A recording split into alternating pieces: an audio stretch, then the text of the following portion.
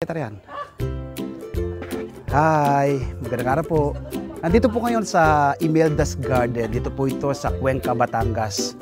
Yung grupo po ng PTA, Adamson University Parent Teachers Association. Nagsagawa po ng outreach program ngayon dito sa lugar na ito. Napakaganda po ng place.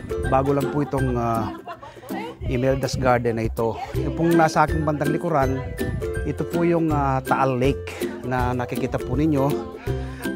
Doon sa kabilang side, tanaw na tanaw yung Taal Volcano, no? Tapos dito sa aking left side, itong Mount Makulot.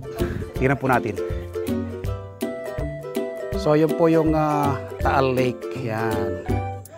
Ito yung Taal Volcano. Medyo natatakpan lang siya ng pag ngayon. Yan, Taal Volcano. Yan ang Taal Lake. And bagong develop po itong lugar na ito. Kasi simula lang buksan sa public.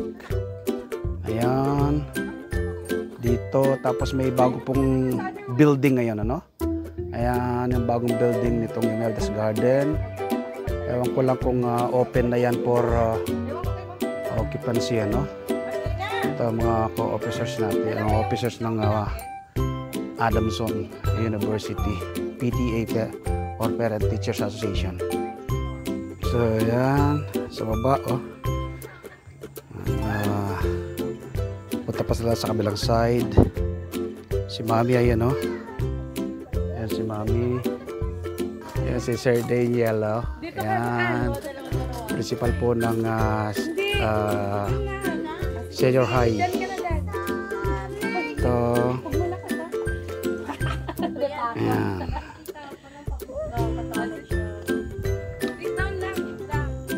So kung kayo po yung magagawin ng Batangas, isama nyo po sa inyong itinerary itong Imelda's Garden. So kabubukas lang to sa publiko. Napaganda po nangyari. Salamat po. God bless.